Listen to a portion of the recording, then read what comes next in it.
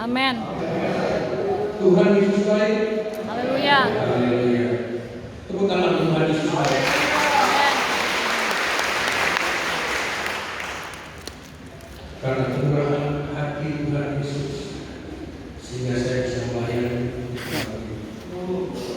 Kemudian juga terima kasih kepada Bapak Gembala dan Rohani yang kami cintai, kami sayang, sehingga kami diizinkan untuk berdiri di mimbar yang terhormat. Demikian juga para senior majelis keluarga kita yang telah mensupport kami selama ini. Bapak Ibu yang dikasihi Tuhan, karena kasih kuasa Roh Tuhan, saya bisa hadir di sini. Setelah tadi kami melayani di GPD Elsa dan Manado. Jadi ini pemberitaan firman secara individual dan luar biasa. Oleh karena itu, hanya karena kasih Tuhan saja saya bisa menyampaikan firman. Walaupun saya bisa mengusung firman ini, tetapi kalau tidak ada hadirat Tuhan yang hadir, firman ini tidak ada kuasa. Haleluya. Haleluya. Mari kita buka di Alkitab kita di HP kita. Lukas 10 ayat 33. Mari Bapak Ibu, kalau sudah mendengar kita berdiri menghormati firman Tuhan, kita baca bersama-sama. Sudah Ibu, baik?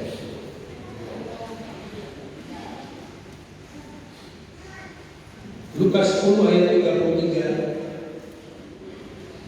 1, 2, 3. Lalu datang seorang Samaria yang sedang dalam perjalanan ke tempat itu, dan ketika dia melihat orang itu, tergeraklah hatinya oleh belas kasihan. Silakan kembali. Tuhan. Kasih Tuhan Yesus Kristus. Murah hati atau nadif dalam bahasa Ibrani, kasih setia, mercy atau kindness. Judul khotbah saya pagi hari ini adalah kuasa murah hati atau the power of kindness. Tadi di DVD El Shaddai berjudul pisau yang tajam, yaitu firman Tuhan. Bapak Ibu, perikop orang Samaria yang murah hati ini, saya yakin Bapak Ibu sejak di sekolah minggu sudah pernah mendengar kisah ini. Bagaimana Yesus dicobai oleh seorang ahli Taurat yang bertanya, apa yang harus kuperbuat untuk hidup kekal? Ini pertanyaan yang salah. Kenapa? Hidup kekal tidak bisa diupayakan oleh manusia. Hidup kekal itu karena kasih anugerah Tuhan semata. Amin. Yesus tahu dia dicobai agar dia nanti akan memberikan jawaban yang salah sehingga nanti dilaporkan ke mahkamah. Itu tujuannya. Tapi ternyata Tuhan kita Tuhan yang luar biasa. Justru akhirnya Tuhan Yesus mengajari ahli Taurat itu tentang hukum mengasihi sesamanya. Akhirnya disebutkan bahwa hidup kekal harus mengenal dan melakukan hukum mengasihi sesama. Jemaat yang dikasihi Tuhan Yesus, saya akan ceritakan garis besar. Pada saat itu Yesus tidak menjawab, tetapi Yesus memberikan jawaban perumpamaan. Perumpamaan itu adalah di sebuah jalan antara Yerusalem dan Yeriko. Ada seorang Yahudi yang melewat situ, dirampok, hartanya diambil semuanya, malah dipukul, dianiaya, sehingga orang Yahudi dirampok juga oleh orang Yahudi, mengalami luka parah, jatuh tergeletak di jalan. Dan apa yang terjadi ketika di seberang jalan ada seorang imam lewat dan kemudian ada orang lain yang lewat, mereka berdua membiarkan saja orang yang kelaparan itu. Kemudian tidak lama kemudian ada seorang Samaria melewati jalan itu. Dia menolong orang itu dan membawa ke sebuah penginapan. Bapak Ibu, ada 4 tokoh yang ada dalam kisah itu. Seorang yang dirampok orang Yahudi, seorang imam pasti orang Yahudi, orang Lewi satu level di bawah imam adalah orang Yahudi, dan orang Samaria. Orang imam dan orang Lewi menggambarkan orang-orang yang melayani Tuhan, yang seharusnya memiliki sikap belas kasihan dan murah hati. Mereka tidak peduli itu, dibiarkan saja dengan berbagai alasan. Dan justru orang Samaria yang digambarkan sebagai orang kafir, yang digambarkan orang berdosa, itu menolong korban itu. Jemaat yang dikasihi Tuhan, perumpamaan ini kalau kita dalami sangat luar biasa. Pesan-pesan rohani dari Tuhan kita. Untuk memahami perumpamaan ini yang luar biasa itu, maka kita menemukan 2 peristiwa. Peristiwa di jalan dan peristiwa di tempat penginapan. Ada 2 TKP istilahnya kalau di dalam dunia kriminal, 2 tempat kejadian peristiwa kejadian perkara. Ini sesuai dengan proses pekerjaan Tuhan di dalam membentuk kita. Juga ada 2 zona nyaman dan zona kuat. Baik, kita bahas yang pertama, yaitu di TKP di jalan Yerusalem dan Yeriko. Yerusalem dan Yeriko itu tidak jauh, hanya 20 km. Kalau sekarang mungkin dekat. Yeriko sekarang sudah masuk di komunitas Palestina. Pada waktu kami di sana, tapi Yeriko sekarang menjadi pusat pertanian kurma yang paling terkenal di dunia. Walaupun itu milik Palestina, tetapi dikelola oleh Israel. Dan pada waktu itu adalah tempat yang angker. Banyak perampok karena situasi ekonomi. Jalan ini jalan yang turun karena Yerusalem itu ketinggian kurang lebih 1000 meter daripada Yeriko. Yeriko di lembah. Nah, setelah Yeriko dan Yerusalem dan Yeriko, disitulah banyak perampok. Dan kejadian itu memunculkan perumpamaan ini. Malah beberapa penafsir mengatakan bahwa kejadian ini sebenarnya bukan perumpamaan, tetapi kejadian yang sesungguhnya. Dan disitulah ada satu proses yang disebut sebagai the power of kindness, kuasa murah hati. Kuasa murah hati itu harus dimulai dengan call of action, tergerak. Dan kalau kita tergerak, karena the power of kindness dari Tuhan, kita tahu bahwa power of kindness itu asalnya dari mana? Dari kasih, Pak. Kasih itu adalah pribadi Tuhan, dan itu akan memberikan impartasi, menyalurkan kembali dalam bentuk murah hati kepada orang Samaria. Murah hati adalah hasil pekerjaan baik. Kenapa kita tahu pekerjaan baik?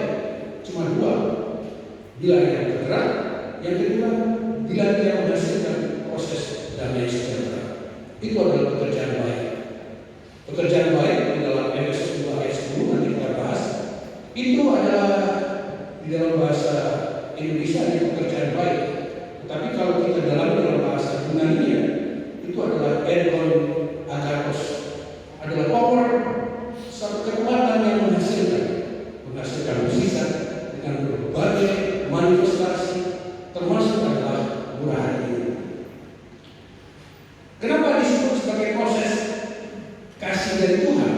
Itu ada 5 yang saya catat di sini, saya pelajari. Ada 5.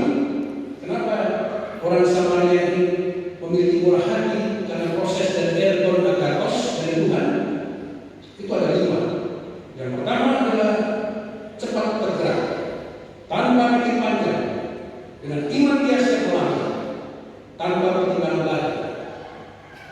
Yang kedua, dia tidak memikirkan diri sendiri atau keamanannya sendiri. Bapak Ibu tahu di segala itu mungkin bukan satu perampok, ada gerombolan, tapi dengan tekadnya orang Samaria ini menolong.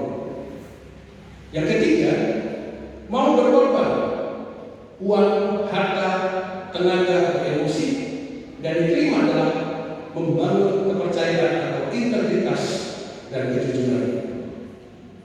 Ada 5 hal. Kalau itu tergerak karena ergon agathos seperti yang dilakukan oleh orang Samaria itu. Dan apa langkah yang dilakukan oleh orang Samaria itu sehingga disebut sebagai ergon agathos dari Tuhan? Ada 7 langkah. Yang pertama, dia menghampiri korban itu. Dihampiri, tidak mungkin dia tidak mendekati orang korban di jalan. Dihampiri, dia datang. Padahal orang Samaria dan orang Yahudi seperti air dan minyak. Dia tidak peduli dia dimusuhi oleh Yahudi.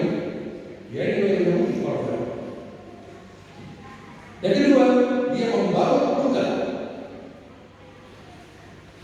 Proses perdarahan itu kalau tidak segera diatasi, maka perdarahan itu akan berlanjut sehingga korbannya akan meninggal. Yang ketiga adalah memberi minyak, dan minyak itu adalah minyak zaitun.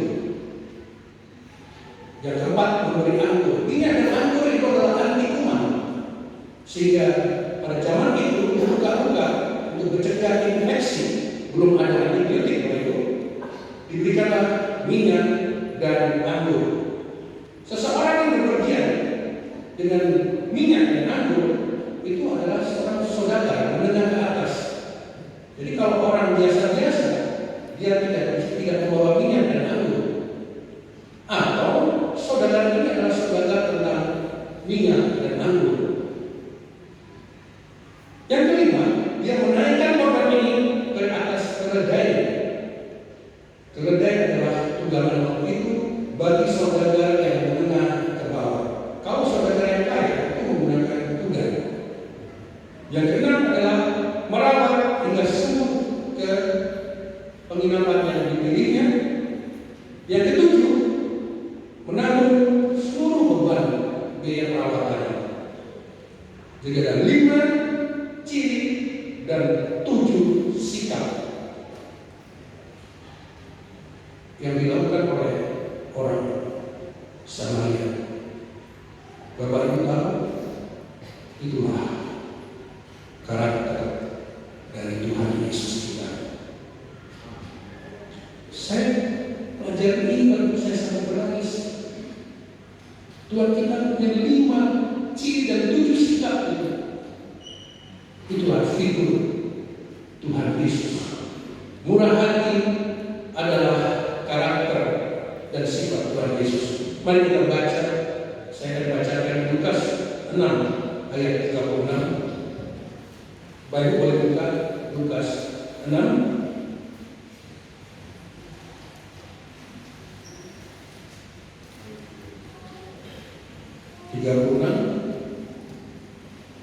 Lukas 6:36. Hendaklah kamu murah hati, sama seperti Bapamu adalah murah hati. Amin. Haleluya. Orang Samaria ini bukan figur sembarangan.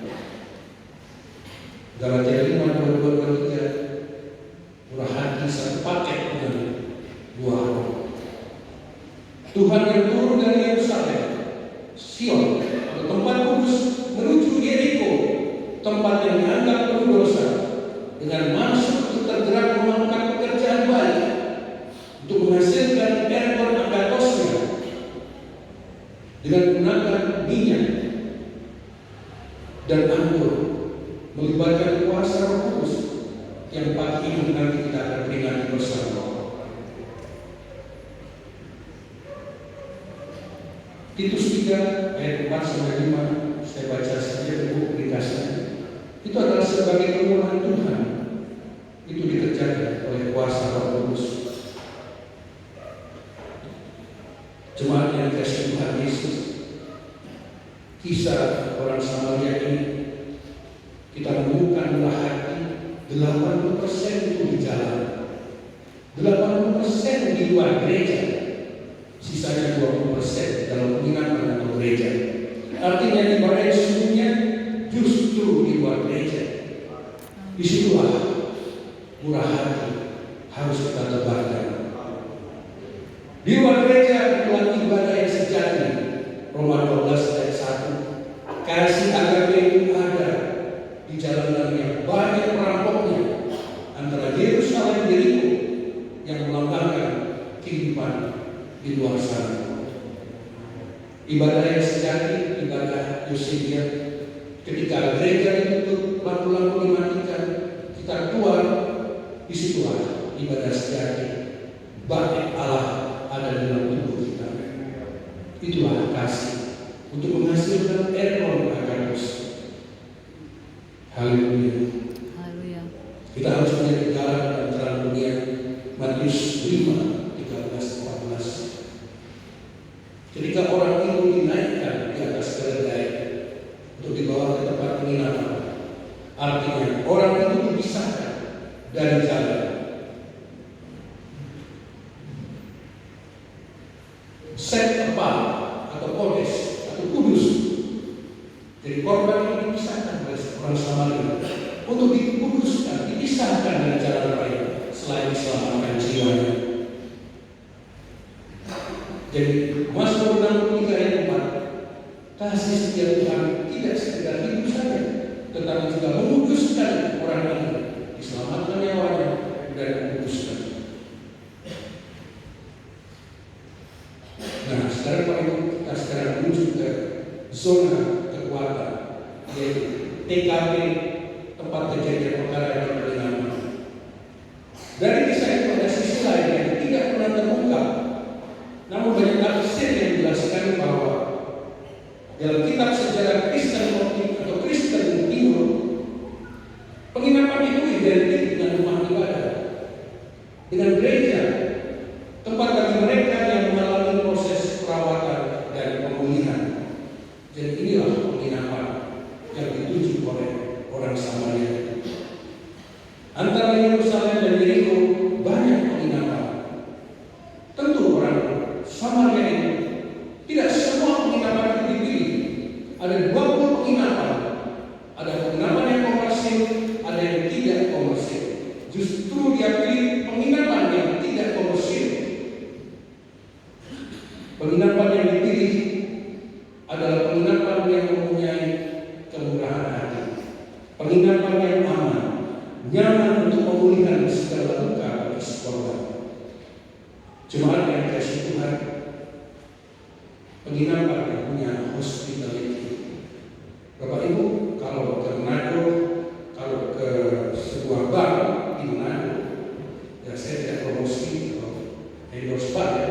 Banknya itu saya beri kodenya depannya B belakangnya A, tengahnya C. Di situ baik security-nya luar biasa, hospitality-nya luar biasa. Di seluruh Indonesia iya, bukan hanya di Manado, di Surabaya, di Jakarta. Security bank tersebut itu mengantarkan pasien dari tempat parkir, memberi penjelasan, memberi respon yang baik, sopan santun yang luar biasa. Dan pada waktu ditanya presiden direkturnya Bapak Yahya oleh wartawan Tempo, kenapa bisa memberikan security yang begitu hebat, begitu santun? Presiden BCA menyatakan, saya sendiri yang mengawasi. Tiap minggu melalui Zoom diadakan meeting untuk seluruh komandan security Bank BCA di seluruh Indonesia, diawasi. Jadi baik gereja atau penginapan itu dituntut memiliki hospitality, ramah tamah, murah hati, baik pemilik maupun seluruh pekerjanya. Jika tidak, penginapan itu tidak akan laku. Hospitality, murah hati menjadi bagian kepercayaan antara hubungan tamu dengan pengelola penginapan. Murah hati itu sikap aktif bagi pelakunya. Sehingga tamu orang Samaria itu selalu datang menginap di tempat itu. Orang Samaria itu sudah berkali-kali pasti melewati jalan itu. Kebetulan pada waktu itu menemukan orang yang dirampok, dan pasti dia menginap di salah satu penginapan itu. Dan penginapan itu adalah penginapan pilihan yang bisa menyembuhkan setiap orang yang mengalami luka. Sebaliknya, pasti orang Samaria atau Tuhan Yesus tidak akan memilih gereja yang sering menghakimi jemaatnya. Gereja bukan tempat penghakiman. Yohanes 8 ayat 11. Ketika wanita yang berzina dituduh dibawa ke Yesus yang sedang menulis di tanah, Yesus hanya mengatakan, "Aku tidak menghukum, pergilah, jangan mengulangi lagi perbuatan dosa itu."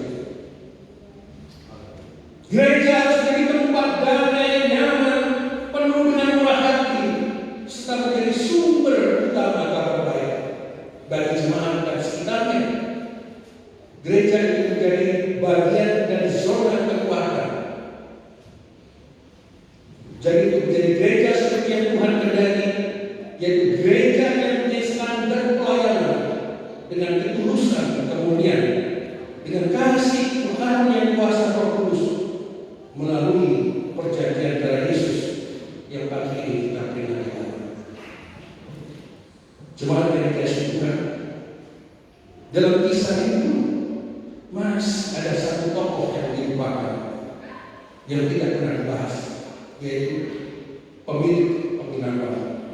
Identik dengan pengelola rumah ibadah, gembala Tuhan bersama pekerja dan karyawan-karyawannya yang merawat korban itu dan sepakat menerima perjanjian 2 dinar. 2 dinar itu melambangkan ikatan perjanjian antara orang Samaria dengan pengelola penginapan. Katakanlah sebagai kontrak rohani antara Tuhan Yesus dengan gerejanya. Jika diketahui bahwa 1 dinar itu sama dengan upah 1 hari bekerja. Jadi kalau 2 dinar itu 2 hari bekerja. Dan Tuhan Yesus telah berjanji akan datang dan akan menambah lagi jika dibutuhkan lebih dari 2 dinar. Cukupkah 2 dinar? Pasti tidak cukup. Karena saya bayangkan korban ini lukanya cukup parah. Tidak mungkin 2 hari, lebih dari 2 hari. Benarkah 2 dinar itu telah digunakan dengan sesungguhnya untuk merawat korban itu? Bisa saja pengelola itu menyampaikan kepada orang Samaria itu bahwa diperlukan uang yang jauh lebih banyak. Toh orang Samaria itu sudah jadi langganan. Toh pasti percaya. Ingat, Ibrani 13 ayat 5. Kita jangan menjadi hamba uang. Tuhan tidak membiarkan pernikahan itu. Tuhan tidak membiarkan gereja. Tuhan tidak akan meninggalkan gereja. Sesungguhnya kejujuran, kepercayaan, integritas telah ditanamkan oleh orang Samaria itu, atau figur Tuhan Yesus itu melalui sikap berhati agar kita dididik menjadi orang Kristen yang dewasa. Efesus 2 ayat 10, Allah telah persiapkan pekerjaan baik. Saya katakan tadi, pekerjaan baik, kalau dalam bahasa Ergon Agakos, kekuatan yang menghasilkan. Memang di dalam terjemahan Alkitab ini banyak hal-hal yang mungkin perlu dikoreksi.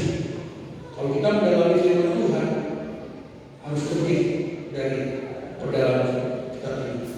Ada beberapa ayat juga yang bilang ketika Saulus menjadi Paulus, itu ada satu ayat yang penting kita hilang di dalam Alkitab. Dan kita temukan lagi di dalam bahasa aslinya Yunani.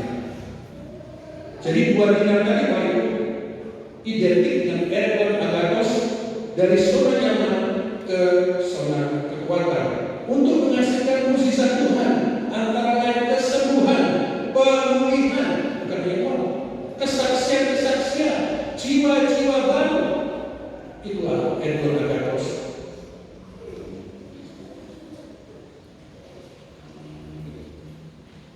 Jadi untuk menjadi gereja yang Tuhan kehendaki, yang memiliki standar murah hati melalui kuasa Roh Kudus, itu bagian dari gembala, bagian dari jemaat. Ada proses kerjasama, tidak bisa berdiri sendiri-sendiri. Ingat, Tuhan adalah komunitas di dalam setiap proses. Tuhan ingin semua terlibat. Tidak ada satu pun yang menang, tidak ada satu pun yang menonjol. Gembala bukan jemaat, jemaat bukan gembala. Mari kita bangun gereja ini dengan Edward Agathos. Pekerjaan yang baik tidak kita temukan di Ibrani 10 ayat 24. Saya akan baca Ibrani 10 ayat 24. Bapak Ibu juga bisa cek di firman Tuhan itu.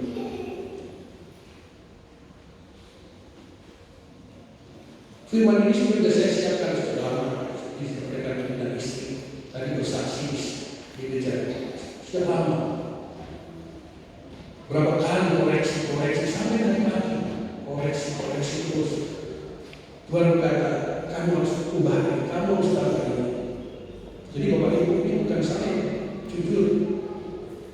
Ibrani 10 ayat 24.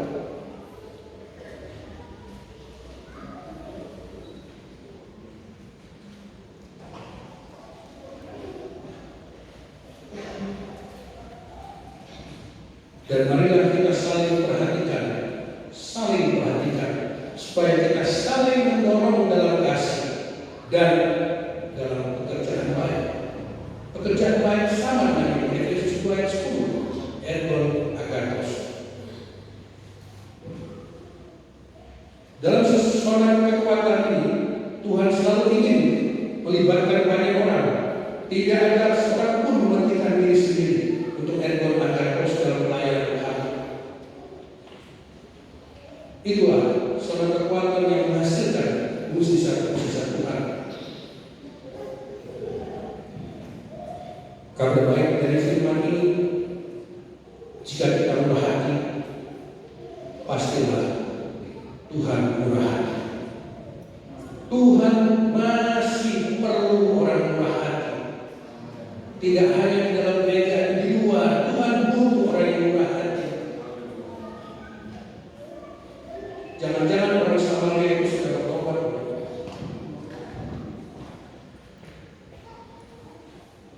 Tuhan sudah berhasil dari garis keturunan Rahab. Karena Tuhan dan Edward Agathos jadikan kita kudus. Apabila Tuhan berhati, maka tangan Tuhan pun akan menyertai kita. Kita menjadi perpanjangan tangan Tuhan. Tangan Tuhan tidak hanya memberi, tetapi tangan Tuhan itu sanggup dan berkuasa untuk melindungi, menguatkan, menyembuhkan, memberkati dan memulihkan kita dan orang lain untuk merasakan Edward Agathos. Tepuk tangan Tuhan Yesus. Haleluya.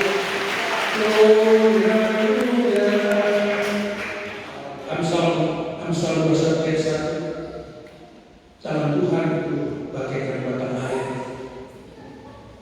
Luar biasa kasih Tuhan. Akhir dari firman ini, mari kita menjadi orang Kristen yang berkarakter murah hati, yang memiliki power of kindness. Karena murah hati adalah bagian dari kasih untuk kekuatan yang menghasilkan Edward Agathos dalam menuju hidup yang kekal. Sikap murah hati itu harusnya mudah dilakukan. Mudah. Kenapa? Karena Bapa telah menyediakan melalui kasih anugerah. Mari kita baca Roma 9 ayat 15.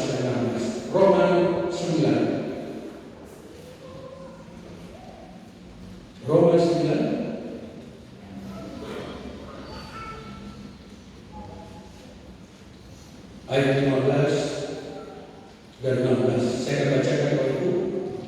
Sebab dia berfirman kepada Musa, aku akan menaruh belas kasihan kepada siapa aku mau menaruh belas kasihan, dan aku akan bermurah hati kepada siapa aku bermurah hati.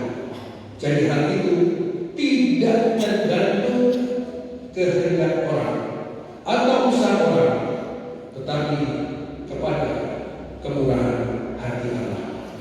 Haleluya. Mari masuk maju ke depan. Bapak Ibu, mari kita berdiri, kita lakukan sebuah lagu lama. Kemurahan lebih dari itu. Nanti saya akan langsung silakan kepada Bapak mungkin berjawab.